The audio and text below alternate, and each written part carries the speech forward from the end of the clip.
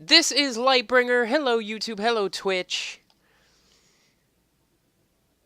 And I know I usually do Bloodborne on Sunday nights between 6 and 8, but tonight I want to do a video I'm proud of for Forsaken. My last two were, like, they'd start out really nice. I was playing with my wife, and then it would just devolve into me ranting and raving about how, they screwed up so much and call it progress. And, excuse me. Blah, blah, blah. So what I've done tonight, I will probably be doing just the little odds and ends. There's a lot of grind in this game, which I will cover my opinions on that here in a bit.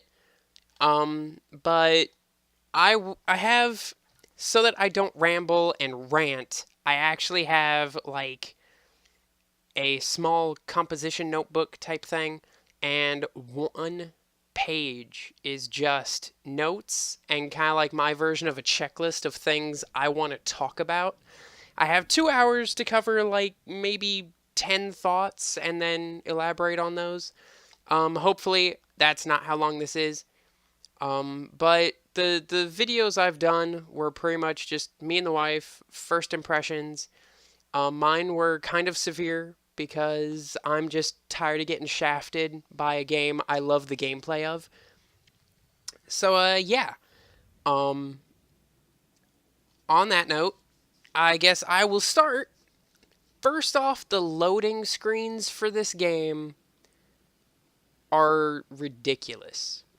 I'm not saying like it finding me a match or something like right here while we're waiting. I'm saying that once it loads in all 8 people, we're gonna be flying around for maybe a minute or 2. Like, that's how bad the loading time is, and the area it's loading is not that big. Me and the wife have had it where, like, while we're loading to just the tower, it'll take 3 to 5 minutes, and we're like, well, let's both go get a sandwich. Let's both have a conversation in the kitchen, and then she or I will come back to our laptops or our TVs and be like, "Oh, I hear the tower. So I must be there. It's just loading in the visuals, and you still have to wait a little while longer." It's pretty bad. So that's loading times. I didn't actually have that on the checklist, so now I feel like I'm already screwing myself over. My first main point will be the story, because everybody does the story first. Like, is it worth... Let me make a note of that, because I want to put a is it worth it note at the end. Worth it, question mark. Like, is it worth the $40 price tag? And after I tell you all my thoughts, I'll give you my thoughts on the actual DLC. And if I think it's worth the $40 price tag. Past that, oh my gosh, it looks so fuzzy. I need to look at OBS and see how but it looks a little fuzzy, but it's not dropping frames, so I'm happy with that. If you guys don't like it, I apologize. This is gonna look fuzzy. When I put it on YouTube, it's gonna still look fuzzy. I'm sorry, YouTube. I know some of my videos already look kind of fuzzy. But most of you watching this video either have the game or watch the guys with the more high-tech stuff, so I'm just like 2 or 3 days behind them. The story, I like it. From here on, spoilers for not the whole story or the end or whatever, but like I have a nitpick, and they kind of build it up in the last third of the story, and I don't like it, but I want to go in depth in it because some of you might feel the same way. You might not agree with me. The ghost. Like, everybody knows the whole purpose is you're going after Prince Aldrin of the Reef Awoken, and your plan is to kill him because he killed Cade. And I'm down for that. And once or twice during the actual story, your ghost keeps trying to remind you, okay, we're not just doing this for vengeance, we're doing this for Cade. And then later it's like, we're not murdering, this is revenge for Cade. We're keeping the city safe. We're guardians, we're not avengers, we're not murderers. And I'm like, have you not played Destiny 1? Like, for the last 4 years, all I've been doing is murdering everybody.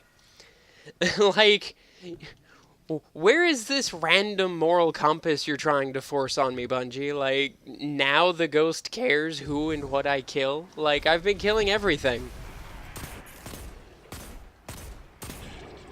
I'll be pointing out my likes and dislikes with Gambit later. Quick spoiler, there are some dislikes, so... Oops.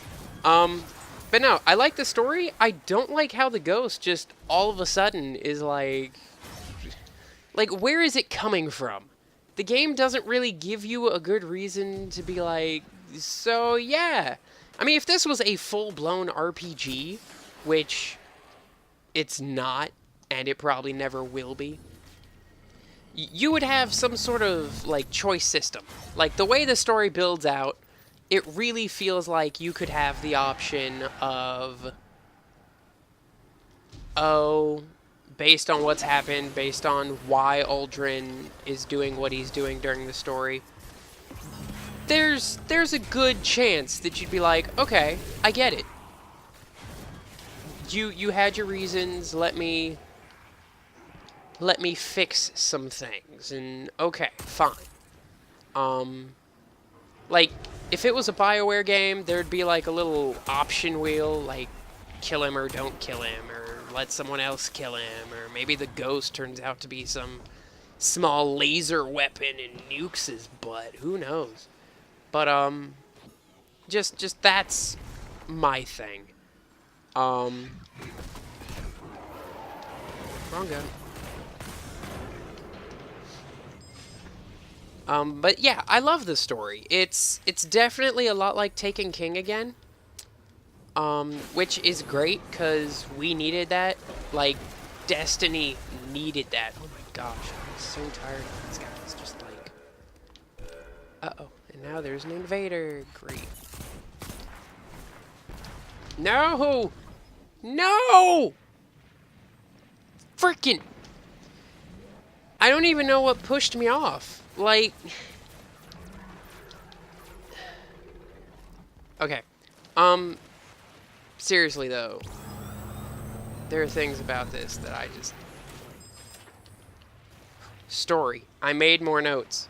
The last 2 missions of the game, I really wish me and Av had streamed.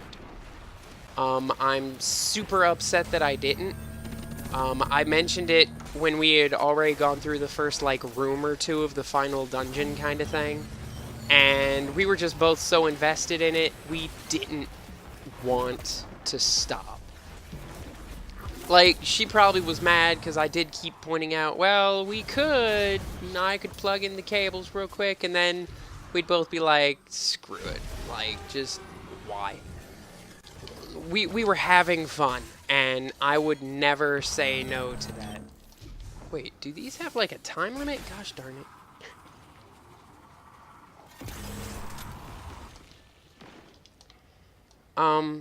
But no, I'm super happy with the story, and I hope that Bungie realizes that casuals and the hardcore folks alike, they like having a little reasoning behind all the madness. Like, why am I killing all these things? Give me a decent reason at least. Whoa.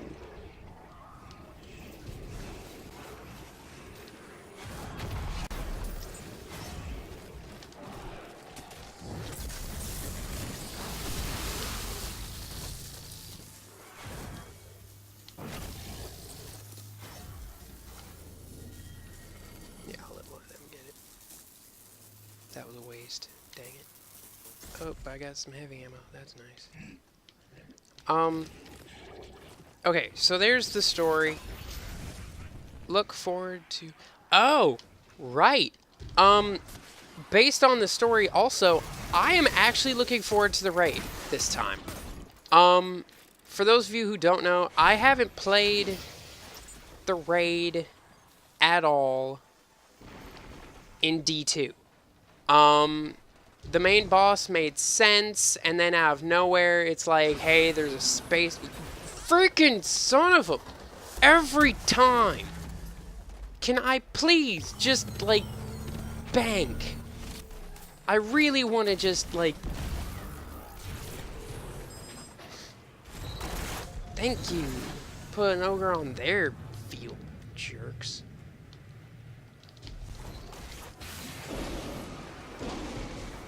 No.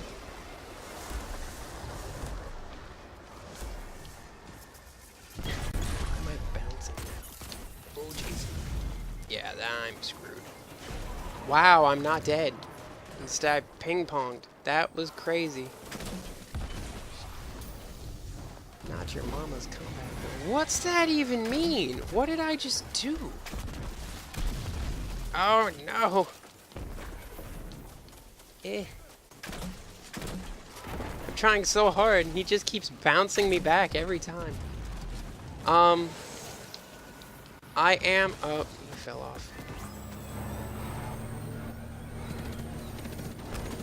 And now I'm going off. Alright.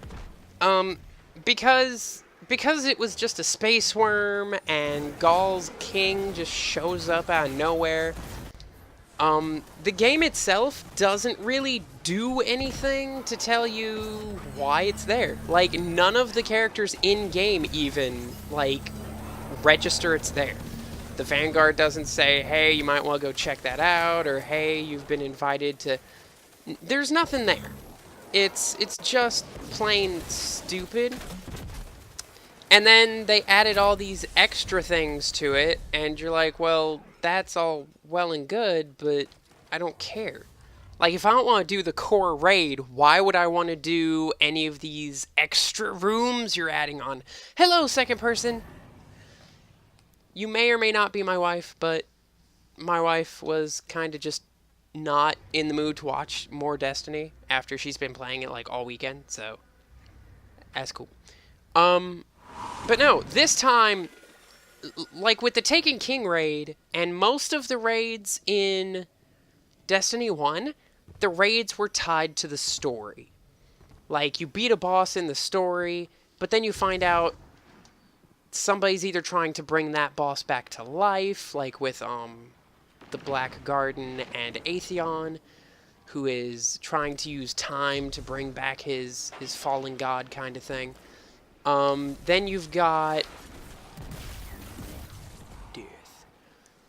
Then you've got, Crota. Crota's trying to be brought back to life, and the entire structure of the game has been leading up to try and prevent his being brought back to life. And then at a certain point, you're like, just screw it. How about we just go in there and destroy his very soul? Like, if we do that, he can't come back to life, and we don't have to keep doing all this tedious, busy work to be like, okay, seriously, dude, stop trying to bring this guy back. I'm tired of dealing with your crap. And that's fine with me. I love that. I do. Oh, free bee kills, dang it. I don't usually like using hand cannons, but if I want to get the Ace of Spades, I have to use pretty much a hand cannon on any invader that comes through, which sucks. But that's weaponing and Gambit, and I already said I'd talk about that one later. So, wow, our whole team has a lot of modes just saved. We should probably all bank at this point. And somebody locked up our banking, so let's...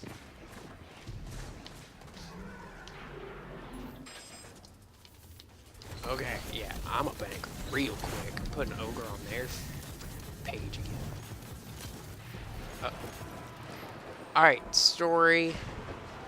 I wish I had recorded the ending. There's a post-story. You fight the final boss, and you're like, okay, what do I do next? And there's actually a little, like, there's an entire extra area after the story. That has never been a thing in Destiny, and I'm glad to see that Bungie has realized post-game is as important as your main thing. If you're going to make an MMO-type game, you need to have content.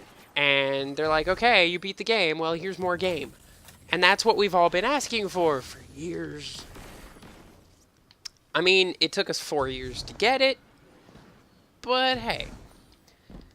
Things happen, I guess. Wow, I have, like, no modes, but I will 14, yay. Man, I'm just really bouncy now.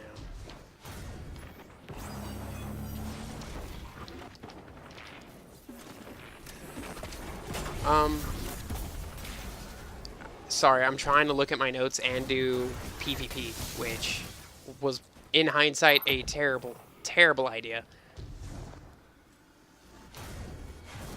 It's nice to know that these actually, like, go away.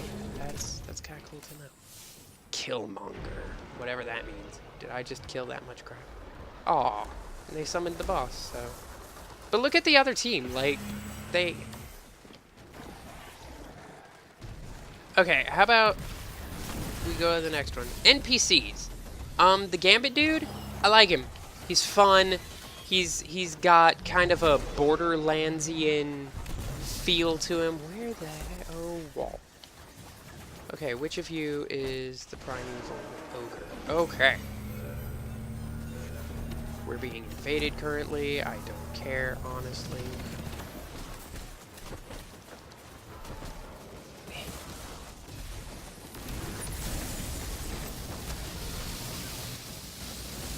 Hit him with the arc. Hit him with the chain lightning. Whoa, aim at the guy I'm actually, like, looking in the direction of. Why are there two ogres? Take an ogre. Okay, he's... Oh my gosh. I really do not like hand cannons.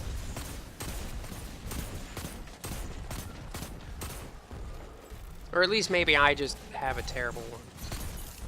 I went a little less stability in exchange for rage, so that I can use this relatively okay Crucible, which may not have been my best idea, because if it's got no stability, I have to fire it super slow to get those headshots, which I already suck at getting headshots in Crucible.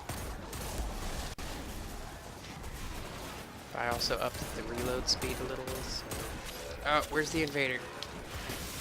It's part of the reason I'm using this hand cannon is because to get Kate 6's gun. Oh crap, he opened with a super. That sucks. Where'd he go? How long does his super last? Where'd he go? Oh, I killed him. Sweet. Crap, I didn't kill him with the frickin' gun! No! Fudge. Okay. The NPCs. Petrovenge is back. I love her. The new guy is really cool. I'm a little sad that he's not, you know, Varix, but I can't have everything I want in this game, so. Yes, finally some supers on. Get that super action. And that's our win, because we got 2 out of 3. Ooh, I got the armor. That's awesome. What level is it at? Ooh, 513. Wow. Really good armor stats. Okay. The new guy is really good. I do like... Nope, I like the 2 I have. Auto rifle, linear fusion ram, no. Hand cannon, more ammo, whoop. Okay, so it's okay. Not my favorite gear.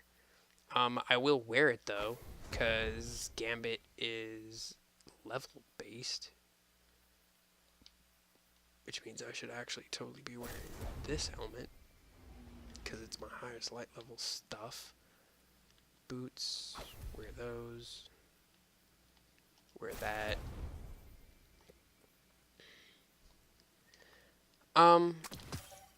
Okay, NPCs, I think that's pretty much it. Aldrin, I like the character arc your character feels for Aldrin, or at least you as a player. Like you see things that go on behind the scenes and you're like, okay. I don't like how once again pretty much all of Aldrin's activity happens behind the scenes. Kinda like Gaul, he has all these great character development moments with the speaker, but you're not there for any of them. The speaker is apparently, I guess, killed, is the canon, which means you never see anything. Like, you don't know the villain's got, character. And that kind of sucks to me. Um, just, I don't know. Strikes. The strikes we got in Forsaken are great. I actually like all of them. None of them really strike me as my all-time favorite. I know everybody really loves Warden of Nothing. And the first time me and Av did it, we were also hoping we had recorded that, and we didn't. And it was amazing. It was fun. It was exciting. I'm not going to spoil any of it for you, but, like, there are hazards. Every strike's got like one or two hazards, and this one's hazards are really fun. I had trouble seeing a couple of them coming, so I'd like drop out a hole in the roof to land on the ground, and before I even hit the ground, just get hit by a hazard, and it was fun. There are things I could have waited, and if I had been more patient, I would have avoided, but I didn't, and I suffered, and I paid for it. Um, there is one story mission I really hope becomes a strike. I know a lot of people didn't like that idea of turning one of the story missions into a strike during the oh the worm boss strike. Everybody was like, okay, you added like two strikes, but they're both literally just the story mission turned into strikes. Like, how lazy are you? But here, we already got two or three new bits of content. So, as long as, like, you add new content, and it doesn't look like you just made one story and then, like, ripped everything and just chopped it into pieces to make even more content to look like you did more work than you did, that's what people were ticked about, in my opinion. But here, I've already got 2 to 4 strikes. I've heard differing things like PS4 had strikes and now we have them, and I'm like, what do you mean? Like, are we talking from like the first year of D2 I got some of those strikes? I mean, since I'm getting them as part of Forsaken, I see them as just new Forsaken ones. So, like, if you're on PS4, you got like 1 or 2 strikes, but I got 4. So, for a change, I feel like we're all on the same page, kinda. I know we're not, but I'm just saying. Um, the I still wish Nightfall had matchmaking. Like moments like right now, the wife doesn't really want to play. I'm not in the mood to go on LFG. I don't have a clan of more than like 2 people on at any time. So if I want to do a Nightfall, I'm kind of screwed. Like I am sore out of luck. There's no hope. I will never I don't get to. And that kind of sucks to me. God, I need a different gun so bad. Jeez. Sucking so bad with this gun. After these matches, I'm going to show you guys, because maybe you guys can... Now, I'm going to... You know what? I have like 5 seconds. But see, even the loading time carries over here, and it's not very healthy. Yeah, give up that range for a little more stability thing. Yeah, thank you. Okay, what's next? Gambit. Oh, thank God we're finally on my Gambit. Me and the wife played 3 matches of Gambit for the weekly event thing. Okay, screw that. Oh my gosh, the kick. And our very first match, the first round was great. We loved it. It was something new. It was easy to pick up. We loved how it was done.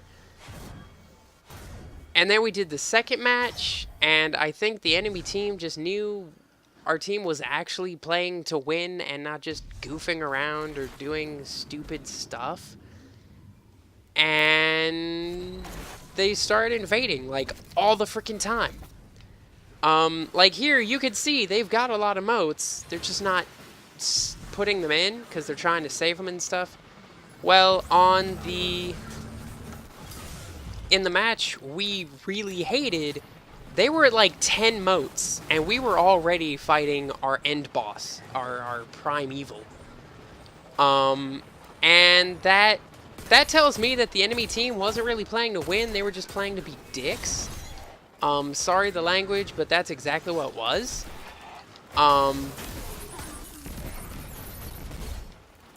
But that's exactly what it was, and it wasn't fun.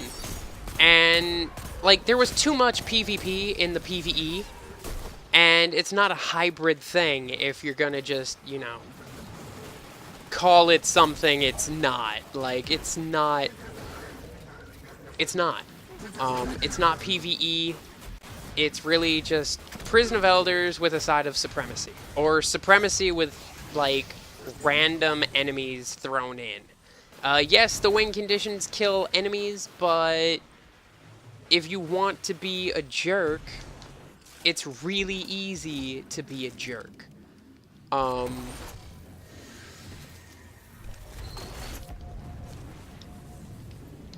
It's so easy. The match we were in, we were on our Primeval, we took it down to half, then we got to a sliver, and like every 15 seconds, one of the enemy team was coming in, so we had to stop what we were doing to kill him, because if the invader, who has a timer of 30 seconds, kills any one of you while the Primeval is around, the Primeval gets healed by 15% of its health. Like, half of a health bar. Like, this ogre's got 3 bars, half of one of those bars gets refilled. It sucks, it's a pain in the butt. It doesn't serve a purpose any other way to like, you make the enemy team, like, drop their moats, which sets them back. But for the most part, it's really not worth doing. Like, the only reason I'm really doing Gambit is because I have to. Oh, he left. I saw him vanish. Check. But, I don't know. It's, as far as PvP, it is level enabled for the PvP side. Meaning, if you're a guy that's, like, super power gaming this whole week, and you're at, like, 510, 520, you're practically unstoppable.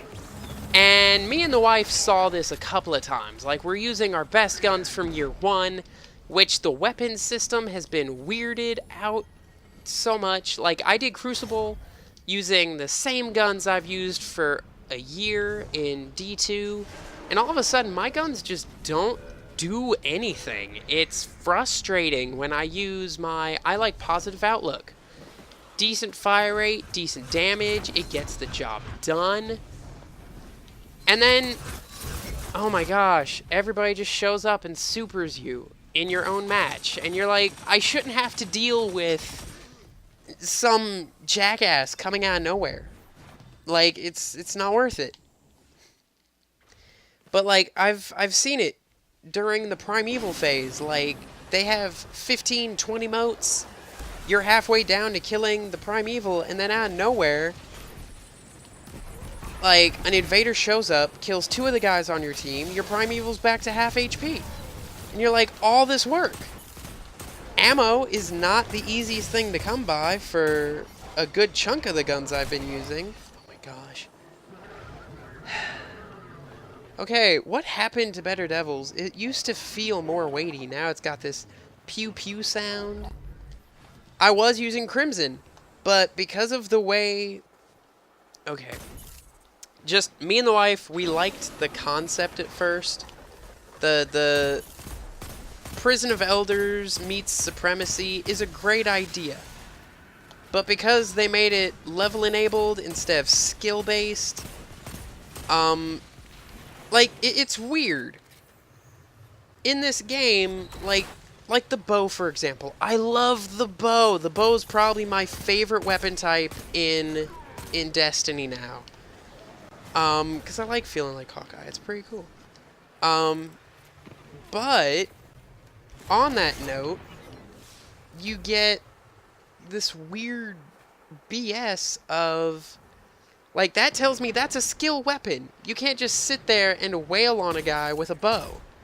The bow takes time to fire. You have to pick your shots carefully. Okay, where are all the peeps?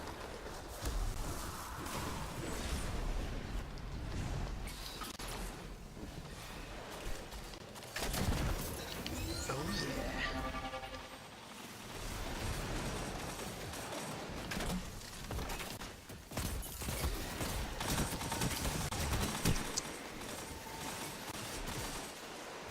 But the way they've done the new weapon system is any gun you had that isn't dropping post Forsaken doesn't have the random rolls. Which, am I on random rolls yet? Screw it. We'll skip ahead to that, because random rolls aren't very random. Every piece of gear I pick up, like if I pick up 6 of the exact same type of named boots, they all have the same, like, core stats. Like, for example, this one would still have the mobility, resilience, recovery stats it has. It's still restorative warlock armor. It'll, like, this one, I have 2 of this. They both had the exact same stats. Now, these are very specifically dropped from the Barons, so they may not all be the same, but, like, these ones always have usually these same options. Like, this might be different, but you'll still have a something reserves and special ammo finder, or primary ammo finder, like, based on the weapon you can get. Like, the options are the same within their columns. They're not very random. It's stupid to call them random rolls. In Destiny 1, which is the one they're trying to copy, you had... Oh, fireteam medallion. Cool. You had... all the stats could be random. Like, every single perk on a weapon could be random. If you had, like, your favorite armor, you had masterworked it. It was the best thing ever.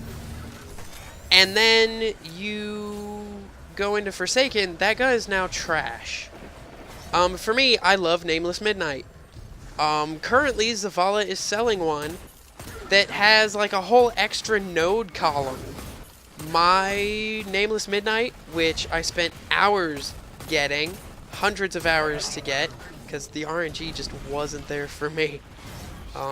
You can ask the wife. It was stupid. Hundreds of hours, hundreds of strikes. It was complete and utter BS getting it. But it was a great gun. Explosive rounds. It's nice slow fire rate. Does a ton of damage. It hits like a truck. Then you come in here, and because it's already down a buff, it will forever now be inferior to the one I can get from Zavala. Or any one that I can get from Zavala from now on. And that's not... I don't believe that's fair to anybody that's been playing Destiny for the last, like, year.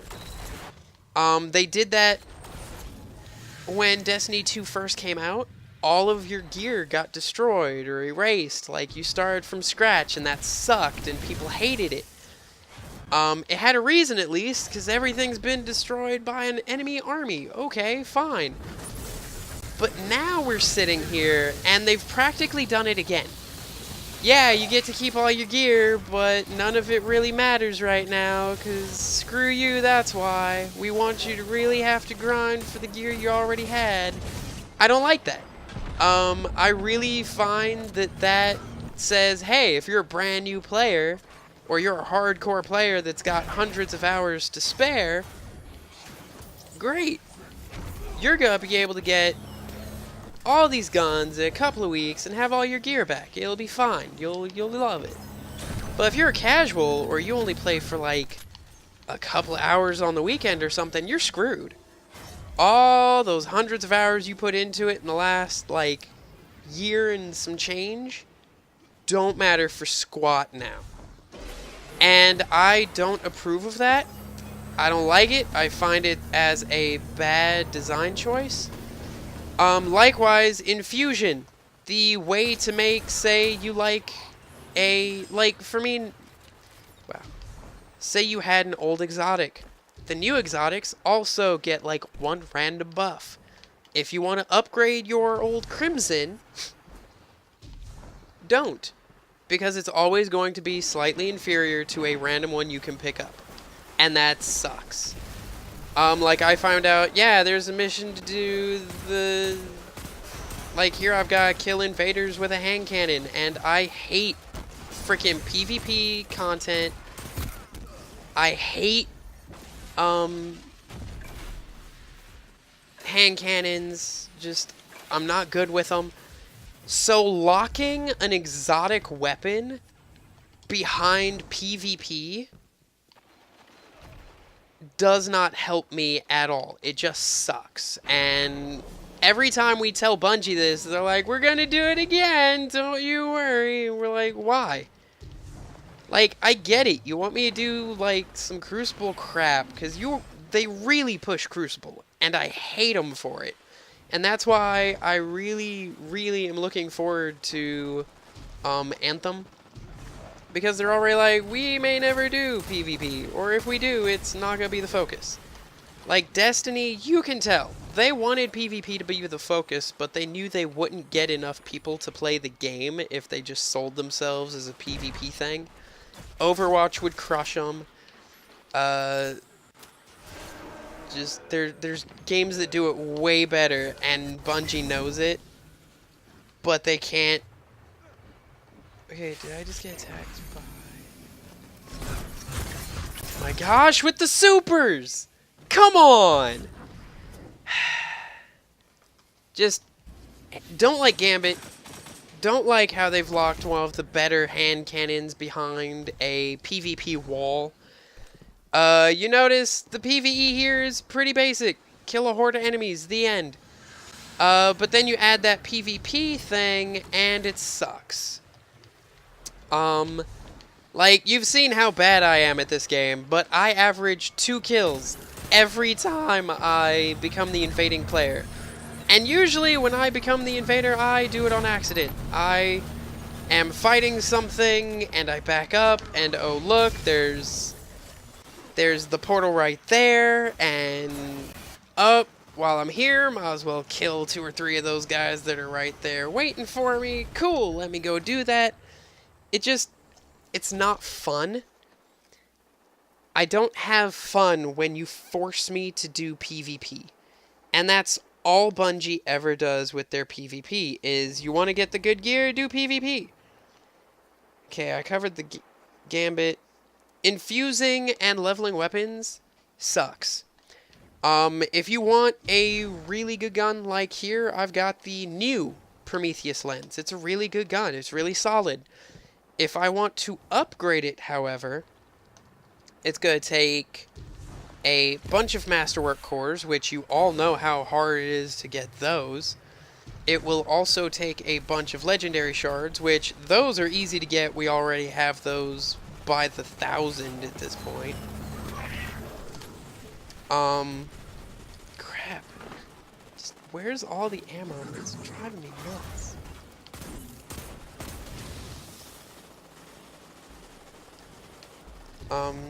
Just...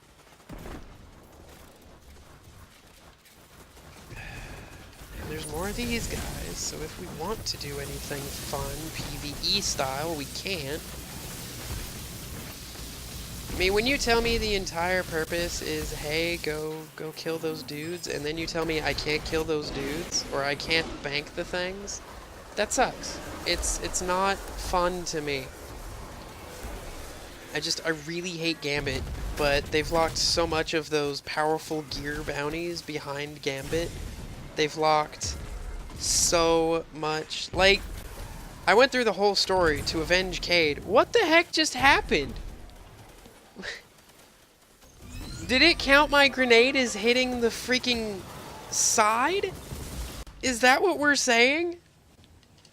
Oh my gosh, this is so stupid. Just...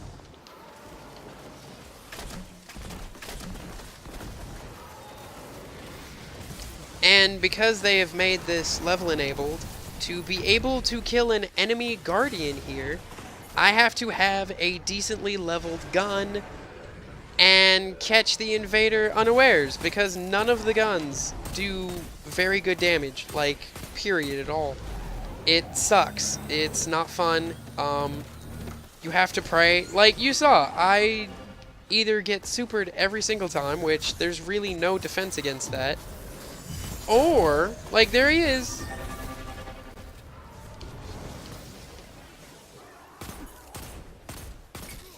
Yay, there's 1 out of 5. And that's only because the guy didn't care anymore. Yay. I'm gaining points. Just, yay. But look at this. Like, I killed a guy while they had a Primeval. Oh, I upped it by 12%. That's a good, like, clip or two's worth of ammo that I set them back. Does that make you happy?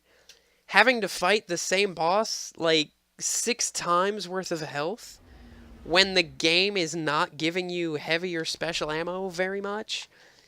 I'm hitting B to exit this, and it's not letting me leave. Okay. Sorry, I want to look at my checklist because I ranted because I was focused on that. Let me show you guys the infusion system I'm talking about. That is not what I'm looking for. Like here, 501, maybe I want to put this 506 in it. Why am I picking up blue 506s now? I don't know. But yeah, let's say I want to up my better devils. Here we go. Let's scroll into here. 9,000 Glimmer. Glimmer is so freaking easy to get still, and there's nothing to spend it on again. Why does Bungie keep dumping more and more types of currency when we have a perfectly good one? Yes, it's way too easy to farm Glimmer, but there's nothing to do with Glimmer. Give me something to spend it on. I could upgrade this gun 10 times. I literally upgraded something this morning and was down to 2,000 Glimmer. I had it all back within an hour, not even trying. I have an item that lets you farm Glimmer easier. I will never use it. It takes legendary shards, which are pretty easy to get. Masterwork cores are still relatively hard to get. And you need them to upgrade any piece of gear. That sucks. Also, you have to grind every single planet for their specific type of resource to be able to upgrade anything. Like, right now, I really want to upgrade... Is it the lens? It was the lens, or my armor needs, like, alkane dust. And I don't have any alkane dust because I haven't had to do anything on stupid Titan. It's my least favorite planet to do anything on because there's nothing to do there.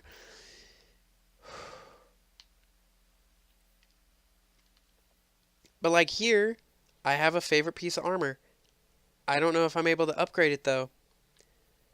Because it costs... Oh, sweet, I can. But I can't use this one because there's a quest to do a Gambit mission with all the Gambit armor. I don't have all the Gambit armor. And when you go to try and buy the Gambit armor back, it says it can't because you can't buy the fancy roll gear, which is stupid. Like here, I can't reacquire randomized gear because I guess then the game would give you its randomized rolls. For example, here's my weapons. No, exotics. The exotics are the same way. The original Nezarec Sin gives you this many nodes. Just this was there, this is there, this, cool. But the one I recently bought from Xur, now I have to exit out to look at my own gear. Stupid me. Has way more options because only the random drops and apparently Xur loot have the post-Forsaken, like, here's some random rolls. They couldn't have just, like, randomly rolled all the gear you had, because then you would just keep like, you would wait until you'd picked up some 520, 530 gear and just infuse the crap you had from a year ago. But now, every single exotic piece of gear I have, all of these, they're all completely worthless.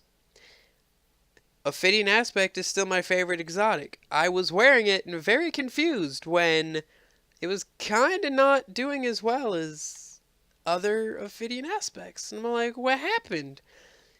That's why. It isn't the post-Forsaken ones, so it doesn't get all the nice fancy buffs. And that really sucks to me. I'm not happy with the way Gambit works. I don't like having to re-earn every piece of gear I have twice.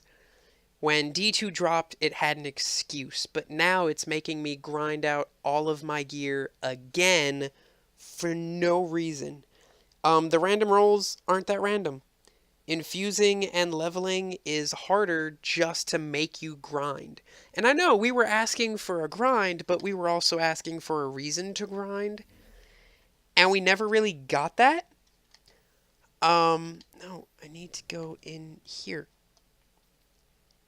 But like, for example, these are all the consumables. I probably have some in my Postmaster just because this is so dumb. Like, they added this one, it doesn't really do anything. They added this one, it doesn't really do anything. They add this, it might do something, I'm not there yet. If you've got faction tokens, you've got all those. You've got, like, there's 8 different currencies, and they all work on your weapons. They all do the exact same thing. What's the point? There's this. I don't know if I'm supposed to use this or not. What's it good for? It's years old. Just stupid. Just not. It's just stupid. There's just a lot of consumables. They upped your vault space, but there's nothing to put in your vault because all your old gear is completely worthless. Just go into your vault and trash all that crap. Because that's literally what the game wants you to do. Like, that's the way Bungie designed it.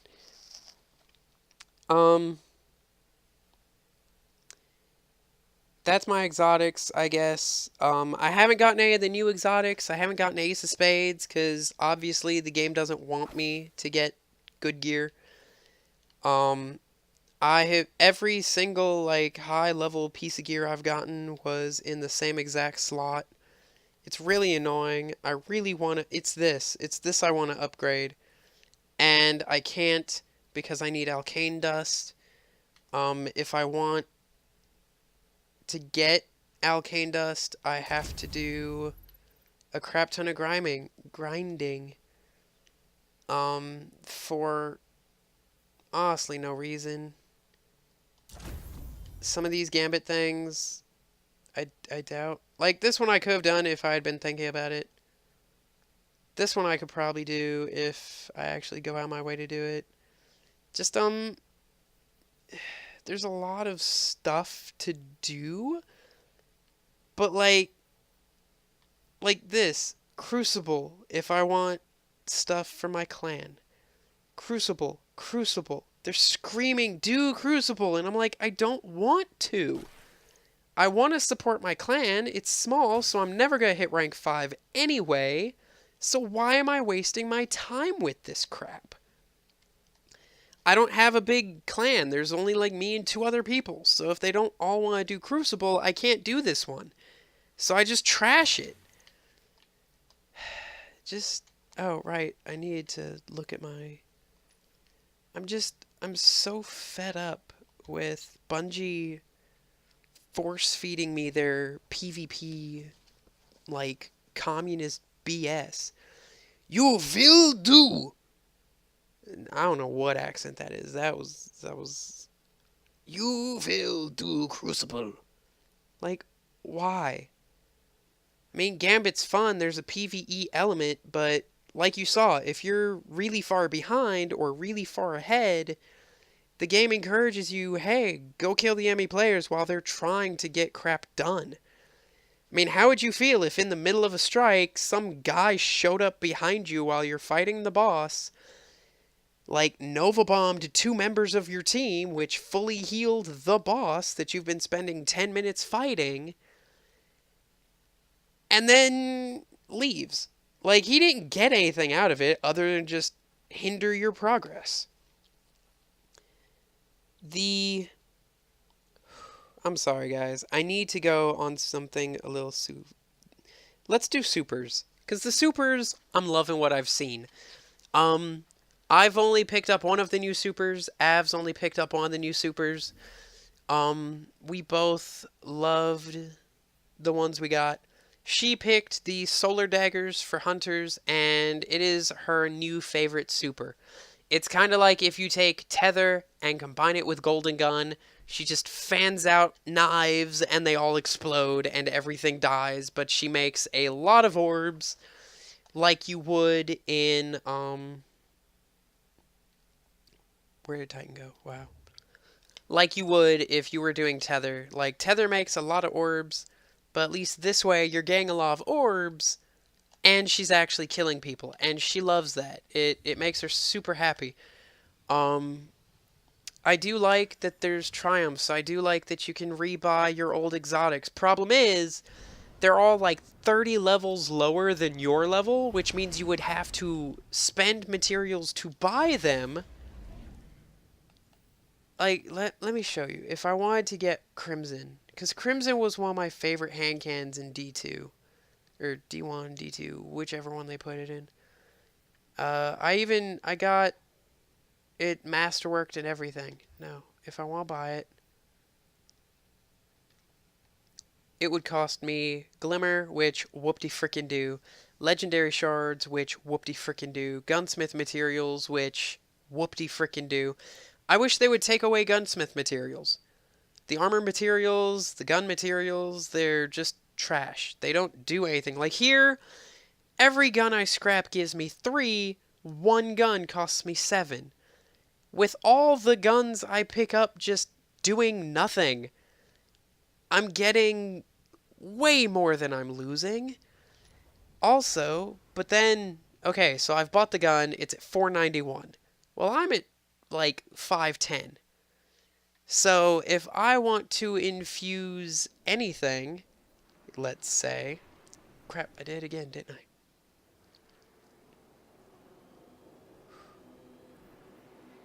Like, we'll go with Better Devils again. Oh, crap. With all the loading times, why? Why would you do this to me? Like, okay, Better Devils was a solid hand cannon. I feel like it got nerfed. But like here, I need another 15 legendary shards. So that's what, like 7 that it cost me plus another 15. That's 22. And that's a decent amount of legendary shards. Plus the Masterwork Core. Plus almost 10,000 Glimmer. Which, whoop, 10,000 Glimmer doesn't matter. And I need, like, I'm having to pretty much buy the gun, infuse the gun 2 or 3 times to get it up to where my guns currently are. Like, they're not really... And it won't have all these extra nodes. Like, oops. So when I finally start picking up exotic weapons, I have to pray to God that that exotic weapon has at least a couple of decent rolls for me. Because if it doesn't, I just wasted all my time doing nothing. And that, to me, kind of sucks. I mean, if you're going to make random rolls a thing, don't also nerf the drop rate of the exotics. If you're also going to make exotics have random rolls. Now, I know they're on the armor. I haven't gotten any exotic weapons, so I can't compare. The only exotic weapon I've got was the Prometheus lens, and that one I bought simply because it had the same exact buffs, but it was level 500. The one I had was 347, 350 something, like way below 400. And I was like, okay, but to infuse it, I needed materials I didn't have and just really didn't want to go get.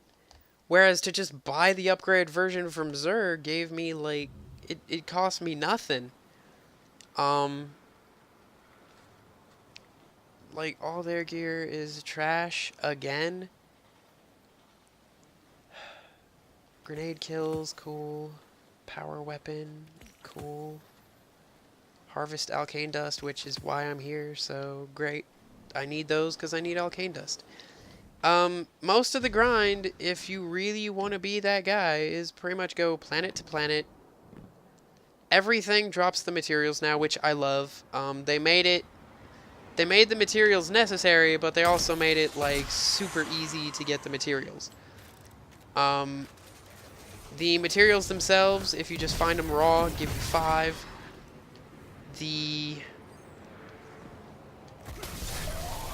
Okay, give me a sec, because I also realize there's triumphs for using different types of grenades, so I'm gonna use my Void, because that's gonna be the last buff I get.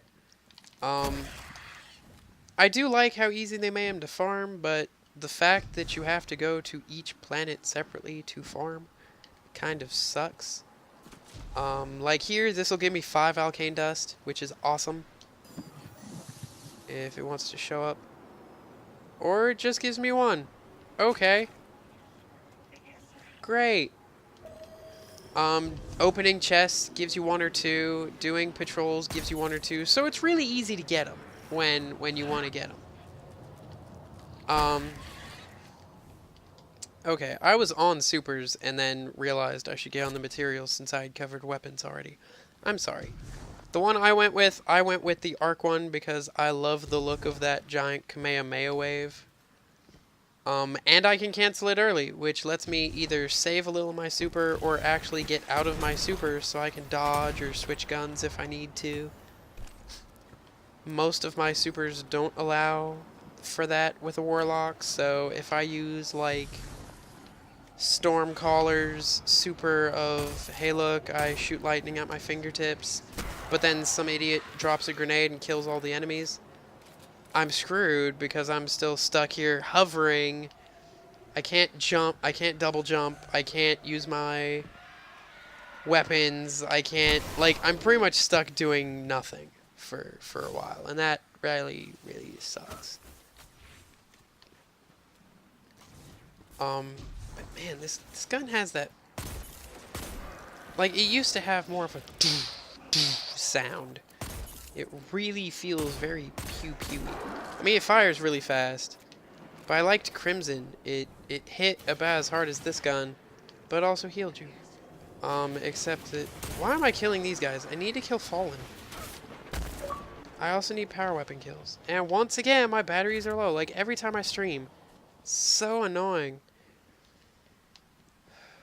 But no, the next super I take will be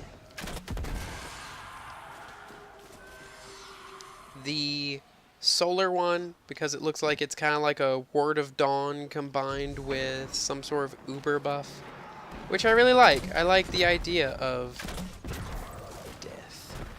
I like the idea of being able to support my team a little better as a warlock, because our healing rift really strikes me as some sort of buff heal, And there aren't many opportunities where that really comes into play. If you want to use it around a boss or a big enemy and they just stomp the ground and knock you away, oops. They just literally knocked you out your healing rift and took away your health. So you can't use the healing rift because by the time you get back, the guy's either still there and knocks you out again. It's really stupid. But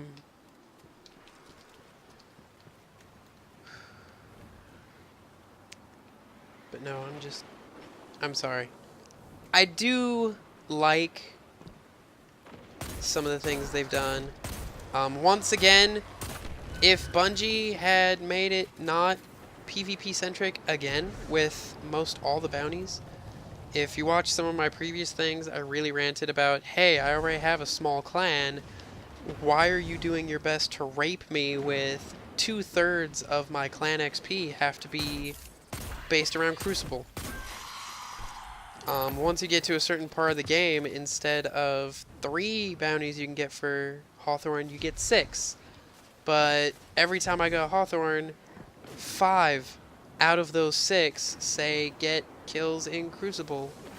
And I'm like, if I don't like Crucible, or maybe I went in LFG and said, hey, join my clan, we're a big PvE strike and raid clan. And then I tell everybody, okay, the only way I get XP is to do Crucible, I'm going to have everybody leave. Everybody will leave my clan because we got together as PvE. And now Bungie is trying to screw us over. And God, I hate Crucible. It's not good. Titans, I love the Titan Hammer. It's the only one I keep seeing. And the second one a person pops that Titan Hammer, it wrecks house. You can tell the guys who are big fans of PvP, when you go into PvP and every single hunter uses the Chaos Blades so that they can turn invisible and be able to stab everybody shanky shanky style.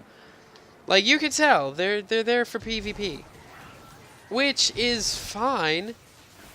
Just meh. Once again, not really feeling the PvP with the Warlock classes.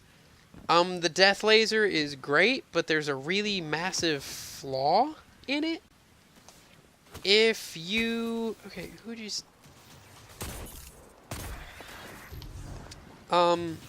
If I go and use my super... Crap, I needed to have been using grenade kills this whole time, and I completely forgot. Crap, I should also put back on Nezaric's Sin, because that'll make my life immensely simpler. Come on. But yes, what I just said. God, I don't remember what I need to do for the bounties here. And I should probably put on my Titan ghost shell. I wish there was just one ghost shell that said, okay, you can find, like... And I don't have a Titan ghost shell, which sucks. Great. It's great.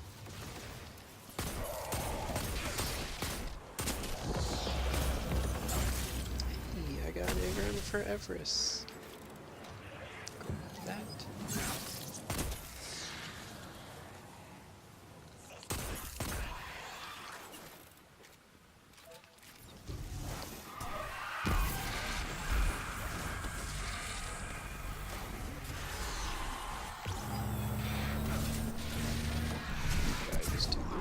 Oh my gosh, how did I miss? He took up the entire... Oh my gosh. I'm not having my best day. Okay. But no, like, Titans, most all their supers are pretty PvP focused. Or, like, they work both ways. Hunters, I feel like your supers aren't as unique and original feeling as the other ones. Titans get a giant hammer that lets them twirl around and fling hammers and make freaking tornadoes of flame. And that's just one super. It's super unique. It's super fancy. Warlocks get a healing shield bubble. Kind of like the Titans, but we didn't have anything like that before. Hunters Your knives are Nova Bomb. That's exactly it. You got Destiny 1's Nova Bomb. Woo. Go you. Like, don't you feel just so special now? I'm sorry, I'm wanting to make this sound really positive, but a lot of the positive things I found in Destiny 2's Forsaken were pretty much just, okay, the story was great. Like Taken King levels of great.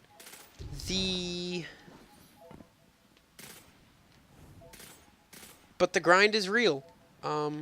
Okay, there was another thing I had. Av loves the daggers. Okay, I guess I'm on. There is...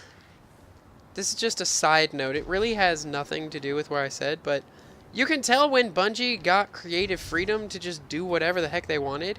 They had some serious fun with it. One of the dark sectors in the new Reef area is a nightclub. Like, there's a DJ, there's a bar. I mean, it's a bar for Fallen. You'll figure it out when you see it. There's a servitor feeding a bunch of, like, vandals. So to me, that would be their version of a bar. They don't eat or drink. They feed on ether. So if Spider's like, hey, I own a nightclub. You want to get your fix on ether and maybe start getting to the level of captain, come to my club, pay me, drink some ether. The more ether you drink, the more powerful they become. Stuff like that. That's how they work. Multi-kills. Okay. Grenade kills on Titan. Did I get Prime Engram? Yes! Don't know who dropped it, but yes. But no, like, me and Av, the nightclub scene, problem is, none of the other dark sectors are really that original and fun. Like, we got there and we were like, oh my gosh, this is super cool. Problem is, there's really nothing there. No, the nightclub is super cool, but all the other dark sectors or lost sectors or whatever they're called aren't unique at all. And our first dark sector was the nightclub one. Like, of the new dark sectors, there's like 10 between all the planets, all the places you can go to. That one was the only uniquely special one. Like, the DJ plays music. It's amazing. Av was, like, squealing with glee because the first song she heard the DJ playing was the end credits theme for Destiny 1. I didn't remember that song, but she did. And I'm like, okay, that's fine. It was a good song. It's okay. Just the fact that they have a DJ, it's awesome. The whole thing is just cool. But when that's your first dark sector, and then you go to the other ones, and it's just go in, kill 2 or 3 enemies, fight boss, whoop-de-frickin' do. Like, it was the same old, like the same lost sectors we've been doing for the last year. You go in, you do 2 or 3 rooms full of enemies, you fight a yellow bar that's kind of squishier than he should be, and then you open a chest and go. Here, there's a little mini story. Like, no one says anything. It's all simply watch and look at it and say, okay, if this was a nightclub in real life, what would all these elements equate to?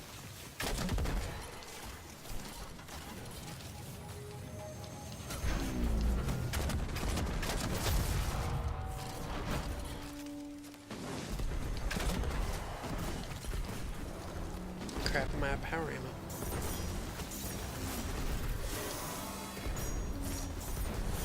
And just, I really loved it, but it's almost like they put 6 guys, or like 1 or 2 designers, and said, have fun with these dark sectors, lost sectors. And then they realized they spent way too much time and effort on this one, and it looked too good. And then they were like, okay, seriously, we need you to do, like, all the other ones in, like, double time.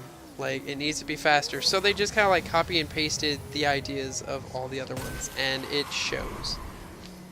Because, again, when you do this first one, and then every other one just shares the same formula of every other lost sector, and this is the only one that's not like that, it's really painful. Man, dude. We had that one. Why'd you ruin that? I mean, I don't know why I was going for the heroic. Heroics don't really seem to do anything more. But, dude, come on.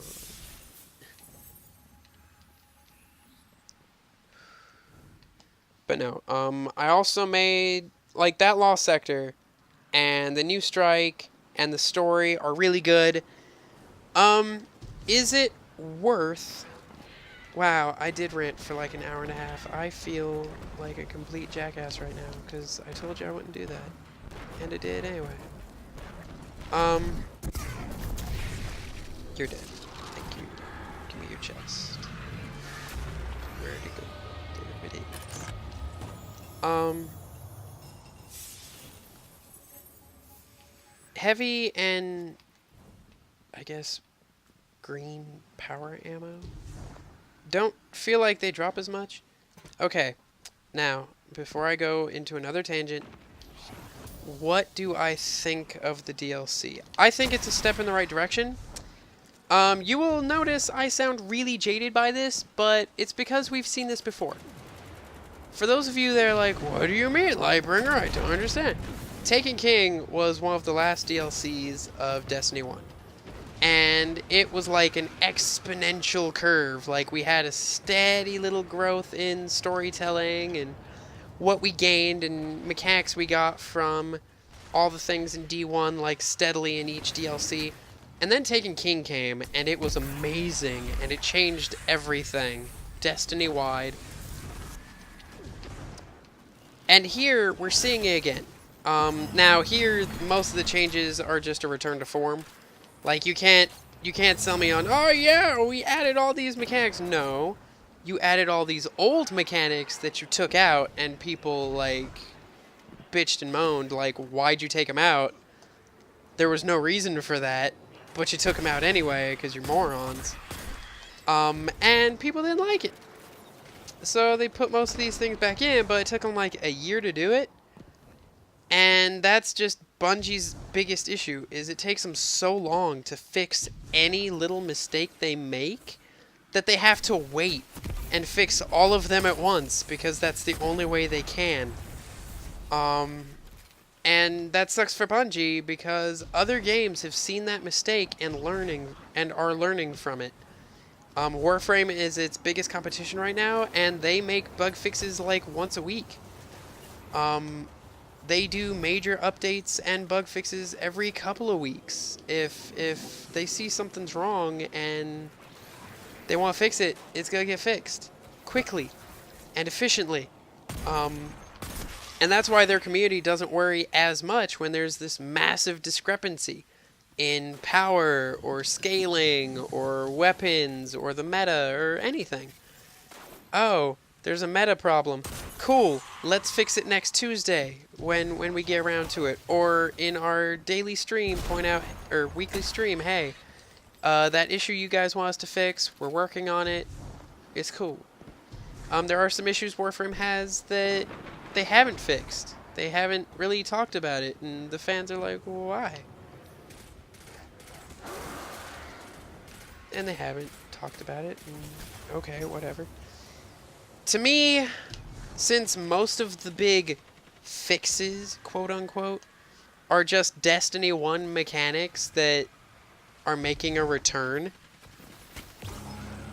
I can't really hail them as, like, the big game changers that Bungie wants you to think they are. The story is great, but it's a story we saw in D1 when they were crafting story. Like, we know they can do a good story, they just weren't. We can tell they can do good mechanics. They just weren't. once again, Destiny's gameplay is great. I love it. I always have. The gameplay gets you hooked, and you're like, I want to keep playing. Just there's a lack of things to do, and now there's too much to do. Anything and everything you want to do needs to be grinded. Other games do the grind. That's not an issue.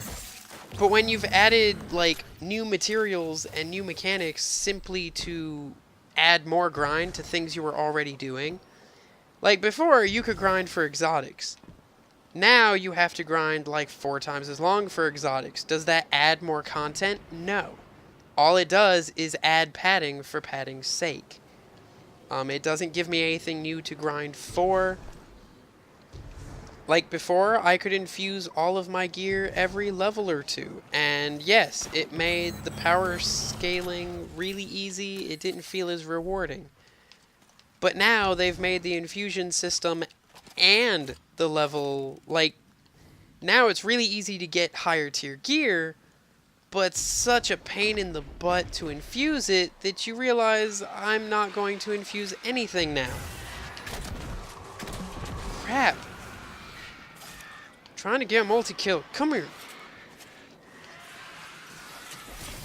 There were 3 of you. Where's the 3rd one?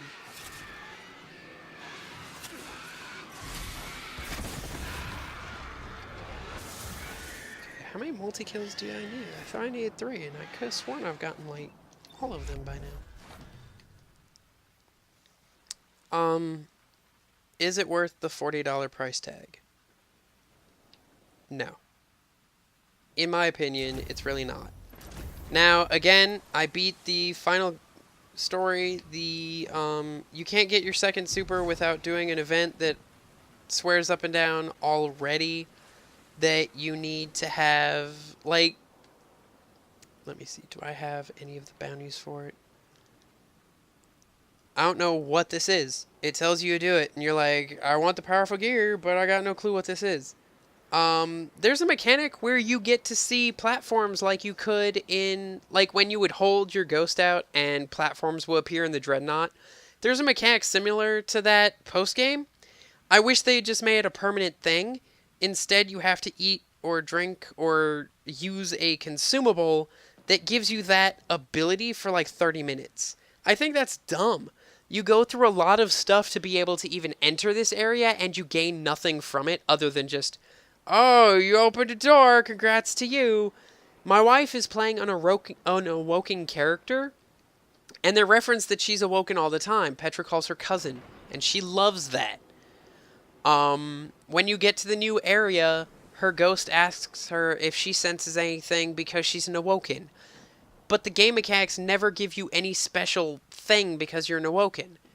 No offense, but when this ability says it pretty much gives you awoken sight, why can't she do it, like, naturally? If I made this key that makes me have the same abilities of an awoken, like it reads me as an awoken, why can't I, you know, have the awoken sight? Or, like, give me a ghost that gives me that ability or something. Like, I think there's something weird with it, and it could have been handled a little differently. I like the mechanic, except they introduced it in Taken King. And here, they actually, like, nerfed it by making it an item with a temporary effect. Like, you have to grind for the item to be able to see the special platforms and be able to get, like, fancy chests that are really cool. Just some weird design decisions. I know I'm not a developer, I'm not a designer, but there's some weird things that they did that just scream, we really, like, the entire purpose of this DLC was grind. And make the Awoken feel special, but they half-assed the Awoken feeling special. And, like, I'm not an Awoken. It didn't give me any of that fancy dialogue, and that's fine. But when I'm looking at, and I'm like, okay, they keep saying, yay, you're an Awoken, you should be able to do all the things we can do, and then you can't. Like, when I need to grind an item that lets me walk into the Awoken world And she has to do a thing that lets her walk into the awoken world. But she's already awoken. Like, there's no real explanation. It's just, you're both playing Destiny. Like, it breaks the immersion a lot when it does things like that. Especially when it says, oh yeah, you're an awoken. We realize that. But then it takes away any kind of specialness of being an awoken. Like, what's the purpose of the races if they never come into play? This was, for all intents and purposes, the Awoken DLC for Destiny 2, and the Awoken characters don't gain any benefit, except for like 2 pieces of dialogue. I mean, I'm all for the roleplay, but Dungeons & Dragons is something I play all the time, and each race has its own lore. It's got its own story. Certain races don't like each other. You can't call a gnome a halfling without both of them getting really pissed at you. Because they really are like, okay, yeah, I'm short, but we do not look the same. No. You can't call a dwarf a gnome. They get really angry at you, and they will fight you for it. At least in the couple of campaigns I've been in, it's an insult. Elves don't like being compared to certain other types of elves because they're like, no, we don't even classify those punks as elves anymore because they're so evil and make us all look bad if you compare us to them. And here it's, I'm an Exo, she's an Awoken, a Titan friend of ours is another Awoken. What's the third race? Just random human? Nobody cares what race you are. And I get it. There's like no racism. There's no class system whatsoever. But I'm like, if I'm doing a DLC where everybody's human and saying, hey, you're human. Welcome back to town. But there's no like special deal. All you get is, hi. Hello. We notice you're there. We're listening. We just... And I get it, if they made some permanent effect that only the Awoken get, I wouldn't want that either. But at the same time, if I'm an Exo, I want something fancy for Exo. If I'm an Awoken, I want something special for Awoken. You get 3 characters, maybe make it like there's a ghost or a mod you can put on a ghost that gives you... Like, you are treated as Awoken for all intents and purposes. You are treated as an Exo for all intents and purposes, as well as the race you already are. When I'm in the tower, have, like, folks like Holiday treat me with, like, a discount or something. Like, if they ever add, like, for example, each of the faction rallies is run by a different race. Make Hideo be like, hey, on the side, man. Peace and love, man. The tower should be run by humans for humans kind of thing. Like, add a little racism. Add a little factionism. Add a little conflict in the lore of the game. Oh, wait, it's there. They're just not using it in their... Whoa, what the heck? Is Destiny 2 Forsaken worth $40? No. There's only... Crap. Me and Av were taking our time, taking in the sights and sounds. I've got a bunch of, wait, let me, that'll be starting quite soon, I think. I can get rid of this, because I don't know why I grabbed it in the first place, because I'm a dummy sometimes. I did actually take some screen caps, like a lot of caps of just the scenery. It's beautiful, it looks good, not 40 bucks worth of good, though. It's not worth seeing. I mean, it's definitely worth seeing. It's gorgeous. But is it worth $40? No. Destiny 2, the core game, was worth $60. Barely, depending on who you talk to. But it was a full game. It had a beginning, a middle, and an end. It was a game. It had things added to it. Yes, they cost you money, which is freaking stupid. Again, other games do it better and give you free DLC. Like, look at Anthem. They have seen every mistake Bungie has made and said, we're not doing that. Like, blatantly telling people, yeah, we may never have DLC because we're going to just be putting content into the game. Like, we're not going to do that Eververse BS because that was a bad idea from the start. Like, I have high hopes for that. I didn't have high hopes for Forsaken. And yes, as a person that had no, like, I didn't see Forsaken being any good whatsoever. But this is a game I want to take a couple days off from work just to play the game and do all the grinding. But just the grinding. There's not much there that's really new compared to Destiny 1's entire game. And between this with the season, like, you had to buy this separately for $40. On top of the season pass that was a complete and utter ripoff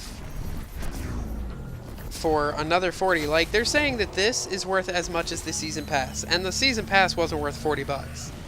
It was worth maybe 20 for the two things combined. And even then, you're stretching it. Like, yes, we get new supers here. That's great. There's a lot of content here. I haven't scratched the surface of all of it. But when 90% of what I want to do, I can't because it's locked behind either Crucible or, like, grind walls, that kind of takes some of the wind out of their sails, and I don't like it. And, like, I'll play this for lack of having another game I'm really in the mood to play right now. I mean, there's still story content in Warframe that's free. Wow, she's been out of the party for like hours, and it just now kicked her. Whoa, I just got really dizzy all of a sudden. But, just, I don't know. I don't know how they could really appease a guy like me right now. They did add a lot of stuff, and the new things that I like, I love. But when I see some things I don't like, I understand it's because they're just really trying to force agendas or just some stupidity that I really don't like. And I really don't like what I don't like. There's very little in a gray area where I'm like, oh, cool. It's not worth 40. The DLC I could see being maybe worth like 30? 40 is excessive if you're watching this review instead of all the other reviews out there, and you'll get it. A lot of those reviews I've seen have been very, it's a step in the right direction, they're doing a lot of cool things, we love it so much. But then they're like, but there's also a few things that were kind of like, eh. I really feel like unless you were talking to a huge Destiny or Bungie fanboy... No! Every freaking time! Why is the knockback so stupid in this game?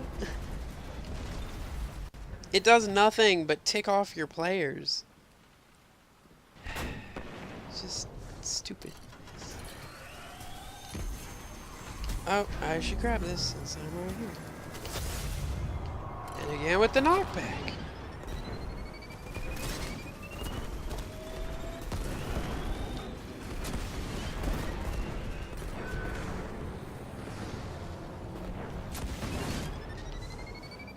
But, it's not worth the $40 price tag. Christmas and Thanksgiving sales online are, what, like, a couple months away. Save your money. If you're willing to wait a month or two, there will be a lot of things that people still aren't clear about, that by the time you do get the game in November and December, you will not be alone when you're playing it. Oh my god. I'm halfway across the goddamn screen, why don't you? Jeez. But, it's not worth $40. The only reason I paid full price for it is because I got me and Av's copy with that.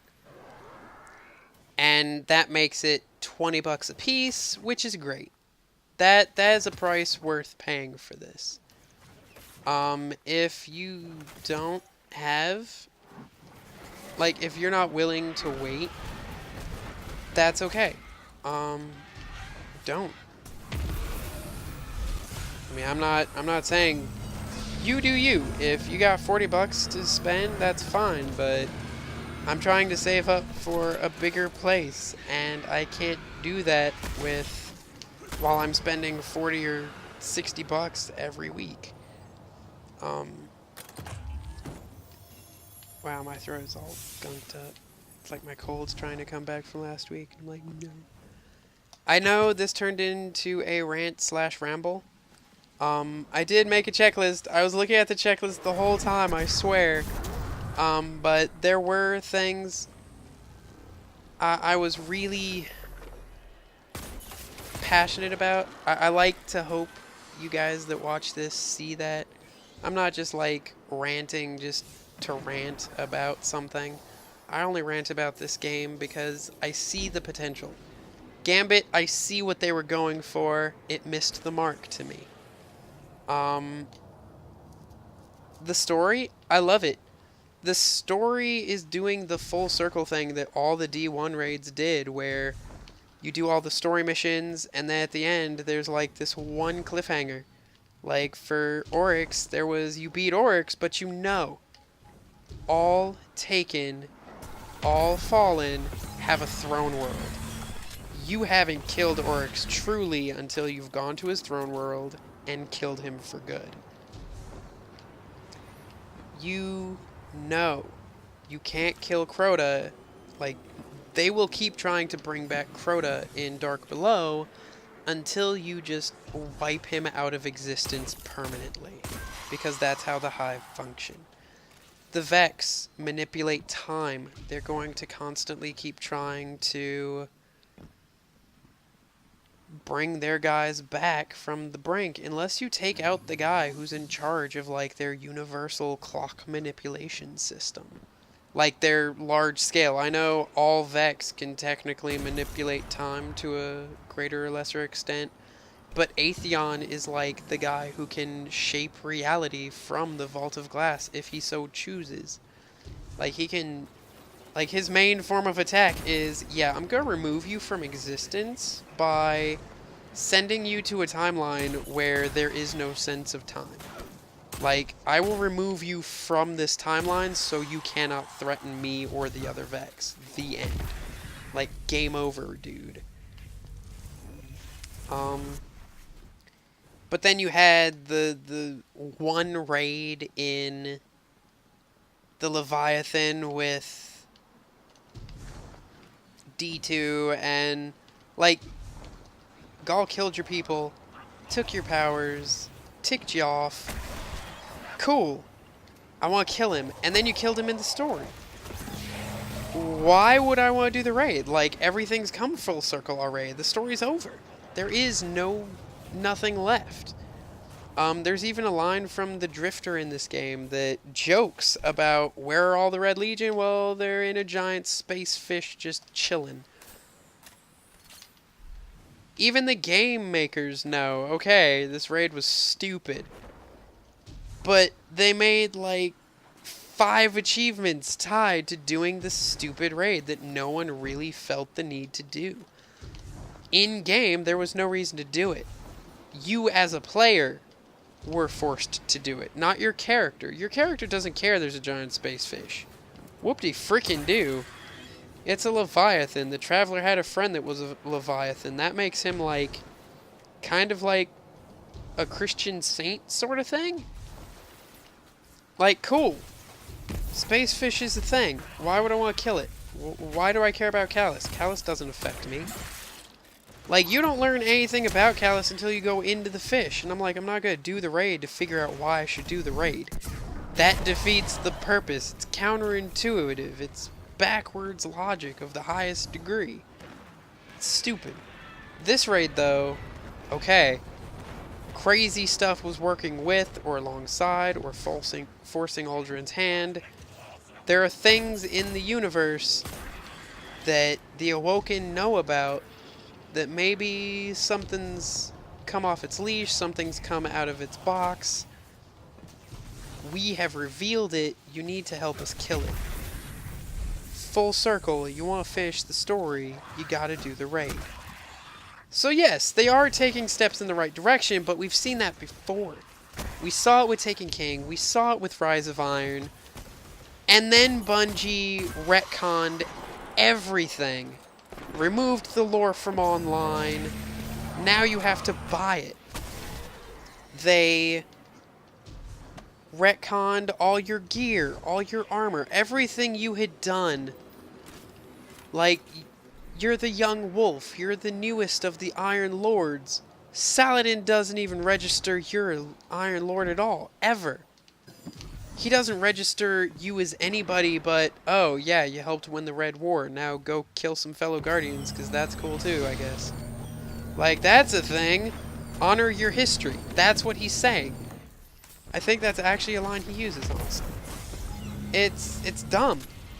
Like, you retconned everything. Everything I did in Destiny 1 for 3.5 years. You're like, okay, you did this thing, that was cool, now no one cares. Why? I'm very jaded because I know what may or may not happen is Destiny 3 comes out and everything I've done here will be retconned again. Oh, yeah, you saved the Awoken, you killed the Space Fish, you saved the Traveler's awake. Cool! D3, one of those things might actually matter. Yay, the Traveler's awake. Go you. You saved the Traveler. Are you still the hero of the Red War? What Red War? You helped the Awoken out? Maybe they'll register you exist. Maybe. The lore? Oh, cool, you've got a lore tab. We gave you a lore tab. Will it matter? Probably not. Like, all the lore from D1 isn't in this game. All the lore from D2, supposedly from Forsaken, is in here. I haven't looked. There's a lot of reading, and yes, it's in the game. I will eventually read it. But there are guys that already, like, condense that information into a Cliff Notes version that do it very, very well. And they also now like playing the game. Like, guys like Myelin didn't want to play D2 anymore. Like, they were sick of it. People were watching the lore videos, but a lot less. I mean, even here, I am streaming for 2 hours the brand new DLC for Destiny 2, and nobody watches. Very few streams lately. Unless they already had a really big following, nobody's watching Destiny 2 anymore. The damage is done for Bungie. And the fact of the matter is, the second, like, the same week D2 came out and everybody was panning it as pretty much, well, what the heck is this bullcrap you're trying to shovel at me? It's not even... All it is a story for like 2 hours and then the game ends. Like, come on guys, there's nothing there. There's no meat. You gave me the potatoes. I like potatoes. I'll eat the potatoes. I was missing potatoes. But that's all there is potatoes. Where'd the steak go? Where'd the fried chicken go? Where'd all the things I was used to eating go? You took everything out with no explanation of why you did it. Like, you're an idiot. They are taking a step in the right direction, but it's a step we've seen them take before. Like, we're like, oh, yay, they're finally learning their lesson. No, it's a lesson they already learned. If you're gonna support them, and you're not, like, you're strapped for cash, you just don't really want to spend $40, don't. It's not worth your time, it's not worth your money. If you liked Destiny 1, a lot of Destiny 1 stuff is back. It took them a freaking year to fix it. It took them a year to put back the gear they took out. It took a year to put in the story. It took them a year to put in a lot of the grind. Most of the grind is just grind you were already doing, but now it's to the nth degree. It's dumb.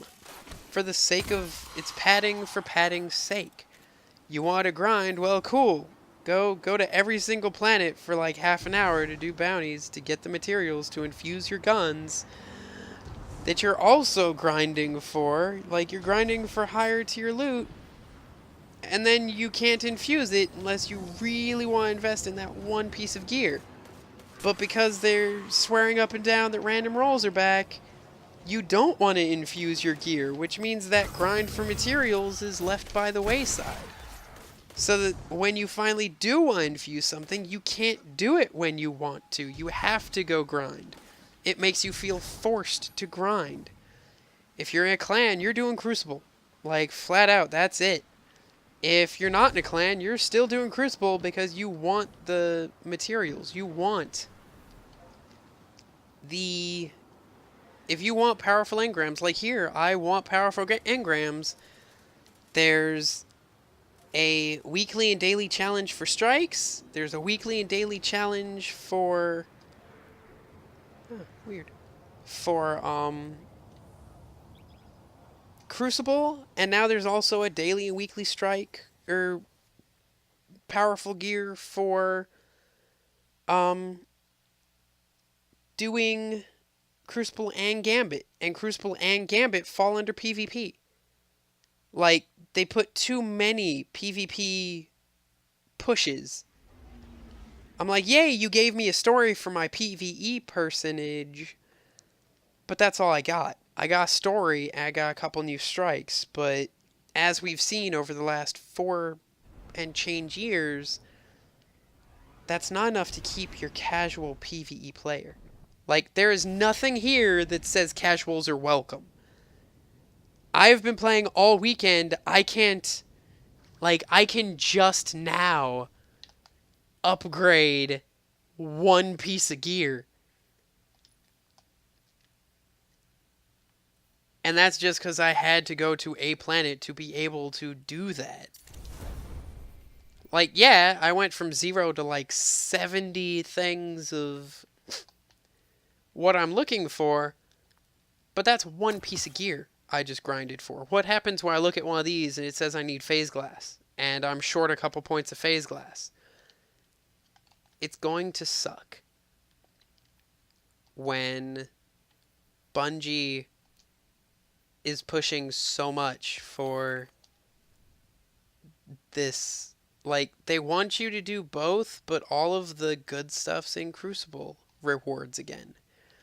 There's 1 or 2 good engrams I've gotten from doing PvE. Like, I'm not saying PvE is left by the wayside. They have stuff to do. Just, most of it is stuff we already had. Yay, you have Escalation Protocol. That was from last DLC. Not many people completed it because it was really hard to get a group together. If you want to do the hard PvE materials, like, the well thing, I haven't done the deep well. I can't do the deep well. It's a power level 550. Unless you have a really well-coordinated group of 6 people, is gonna be hard to do, like Escalation Protocol. Other guys that have done everything there is to do. Cacus, Mylan, a lot of them that I've seen have compared the deep well after just a week to Escalation Protocol and saying a lot of casuals aren't going to do it. A lot of the hardcores are going to do it like maybe once a week, 2 or 3 weeks to get like the sacred Uber drop, and then they won't ever do it again. Which means the casuals are going to be shafted because all the guys who know what they're doing have done it once or twice, and then they're like, I really don't need to do it. Like, there's no reason for me to. Anytime you want to load in ever. Thank you. Wow.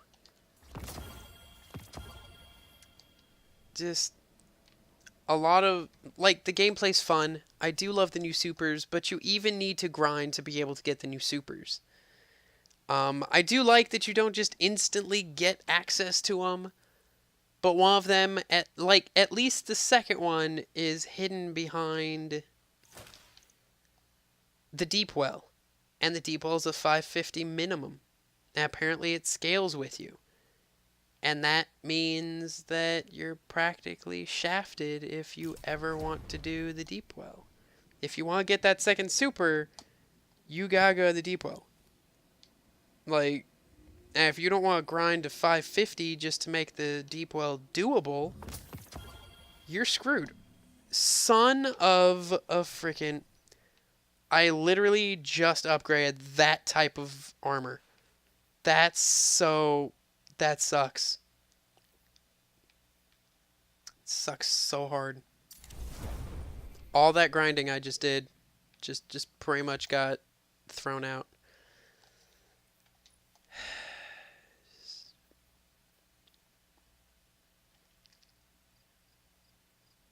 See, I don't know if armor pieces like this that are locked and like special, I don't know if you'll get more than one.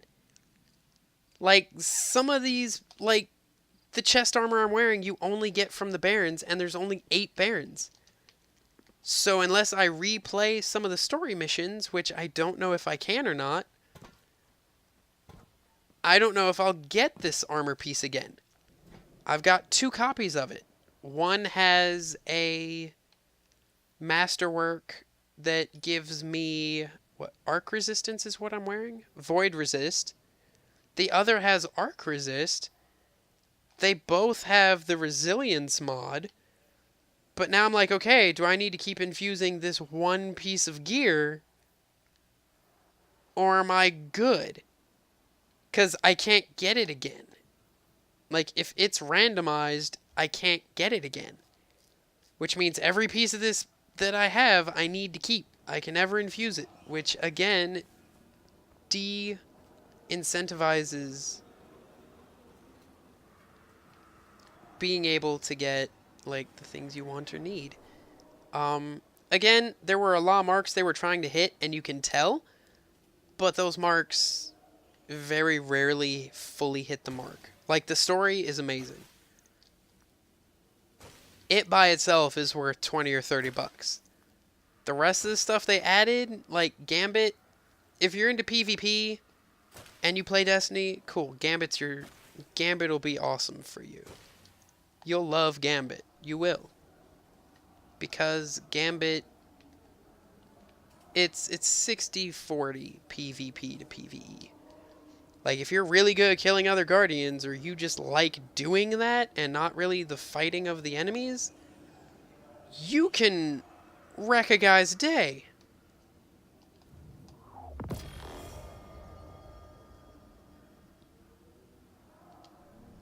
Wow, that was the exact same dialogue she used in D1 for the SRL. For the Chaperone quest. You couldn't give it anything new. Like, it's... Yay, you're bringing back a returning gun, but when you even recycle the dialogue, that's telling every... But see, Crucible. I didn't have to do Crucible for that. Crucible-esque. Escalation protocol, whoop. Just... And this, hey, this is the only thing you got relevant to the Leviathan raid when the Leviathan raid came out. It's like, go do the Leviathan raid. I don't even know what this gives me because I don't care. I'm looking forward to the new raid and I really want to up my power level, but that's going to be really, really hard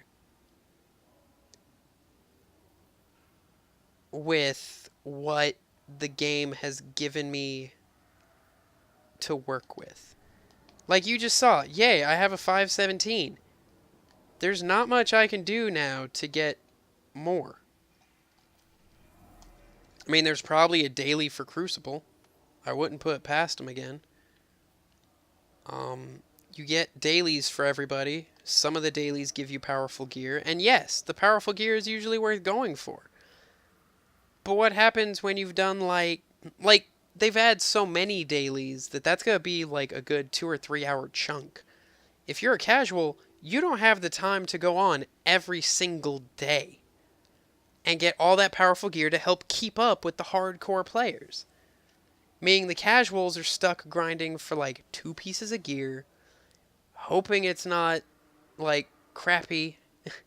Like, what happens if the exotic weapons or armor don't have the role you like? I've been playing all week. I haven't gotten a single exotic drop from any of the powerful gear, from any of the... Like, that's why I'm sucking so badly in PvP. None of my gear does damage to those guys. Like, I have to empty a full clip of Crimson into a guy's chest and head to be able to kill him. You don't have that kind of time in Crucible. You don't have that kind of time in Gambit. I wanted a high power Crimson so that I could be able to do the damage to those guys. I need hand cannon kills on an invader. As you've seen, invaders show up pretty regularly. So it's not hard to get. But the Crimson I have is like a 380 something because I bought a brand new one. But 380, it means I need to put something into it at like at least 510. And I don't know if it's worth putting a 500 something weapon into, like, because it is level enabled. Like, Crucible isn't level enabled, it's skill based. Why did you level enable Gambit? Is it so that I match the levels of the enemies? Well, alright then, I guess, but why level enable the PvP section? Like, could they not separate the level scaling there? Like, I feel like they could have. I feel like it would have been extremely doable.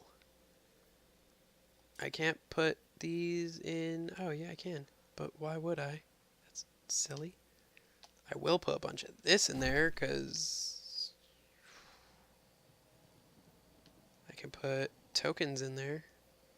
Nope, I can't put tokens in there. I wish you freaking could. I'm not going to put...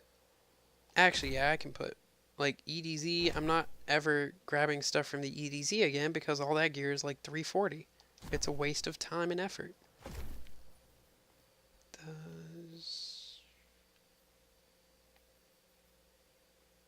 I do need to do the simulation stuff and some side quest things.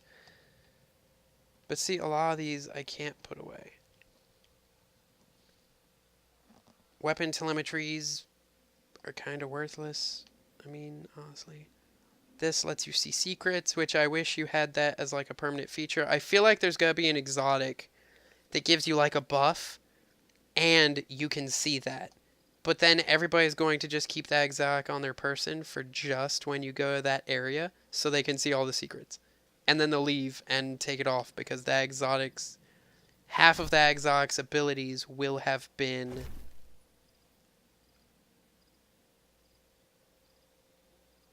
I've got maxed out all these. I need to... But see, I just got rid of just a bunch of worthless crap. Like, why? There's so many freaking currencies. Why? There's no need for them. Like, you added 8 new currencies, but everything still infuses the same way. Everything still needs legendary shards and weapon and armor parts, and so what's the point? Like, here, I masterworked this shotgun. It's my favorite shotgun. I think it's one of the best ones in the game. But even if I bring it up to level 500, if I get a Hawthorne's shotgun post-Forsaken, it's going to be better than this one, no matter what. It'll probably have the full trigger auto system because that's its signature thing. And then it'll have either one extra node here or an extra node right here, because most of the guns have 2 nodes here. This one will probably have like full auto trigger system, and the one everybody will go for will be like rangefinder. If you aim down the sights, you're going to almost max out the shotgun's range, and that'll make it a monster. But again, this is the one I've spent a year with. And then when they introduced Masterwork, this was one of the first weapons I masterworked. This has history with me. And when I go to make a new one, this one is already inefficient. Like, the same day they dropped Forsaken, this gun immediately became worthless. Like, now it's only worth using to scrap and get like 2 or 3 of my master cores back from. And that disappoints the heck out of me.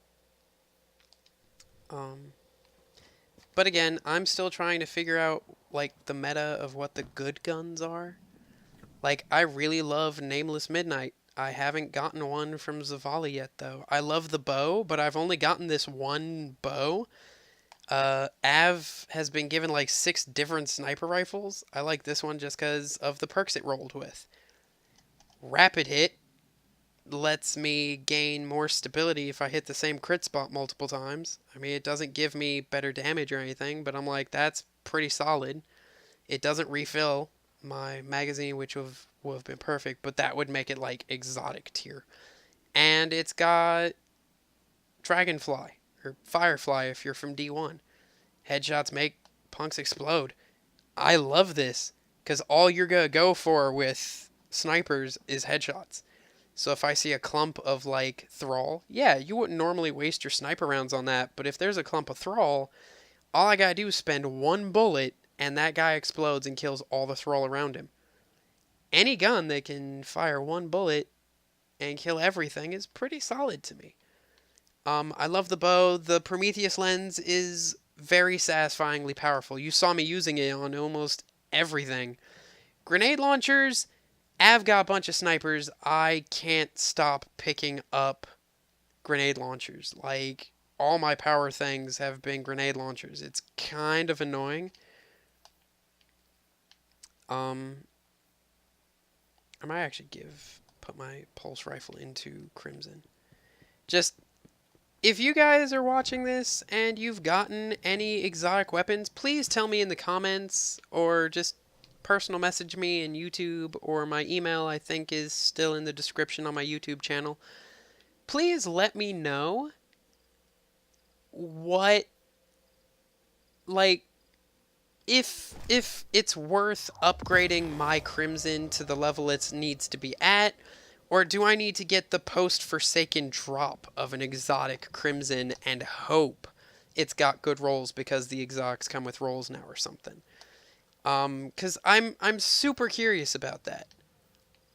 What's the roll? Yeah, this one doesn't even have good rolls, so I was just keeping it around to satisfy the get kills with a hand cannon.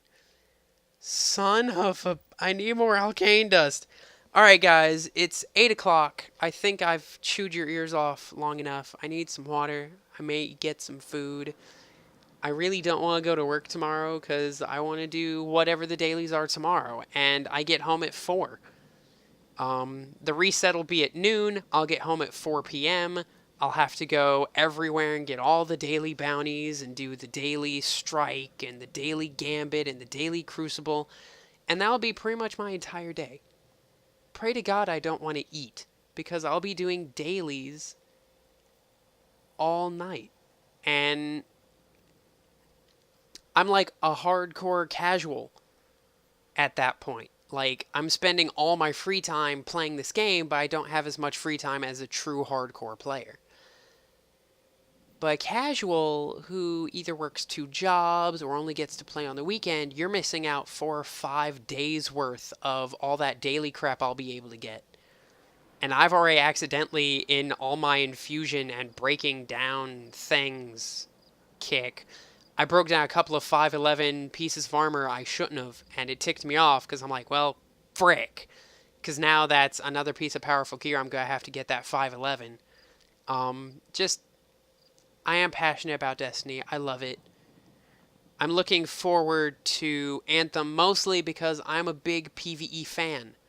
If I'm in a world that's set against, like, you versus the world, I don't want some guy to show up and say it's you versus you sometimes, though, if you want to do that, you know. Thank you guys for watching. It means a lot. Even if you didn't watch the whole thing, or you only skipped to like the last 30 seconds to be like, what's coming next? Thank you guys. It means a lot that you even watch. The last video had a bunch of comments. Nobody's watching Destiny 2, so I really don't feel like anybody's gonna like show up really to watch this video. I'm a nothing YouTuber at the moment, and just I love that I have an audience. Every time I come back on Twitch, I've got like an extra follower. We're at 14 now. Last I checked, I was at 10. Why did 4 more people jump on my channel? I don't know. Someone somewhere liked something I did, and just, I mean, Extra Life for Kids has more viewers than I do at 8 people. And they're playing a game I love. Does that mean I should be playing that game, or does that mean Extra Life for Kids just did something to get more viewers than me? If any of you have advice, please give it to me. I'm really hungry. I'm really hot. Like, temperature wise, I turned up my AC to help save more money. I hope to invest or get a second job, or like me and Av are doing our best to, like, we're even cutting back our budget on food. Like, all our bills can't really go down, but food is the only budget we can lower, so we're gonna lower it by not buying food we want, but rather, like, well, for example, we bought a bunch of beans and rice. We're gonna just live off of like $10 worth of food for like a week. Before, I'd buy like things of lasagna. Each one would. Okay, I should shut up. I love you guys. Thank you for doing all this crap with me.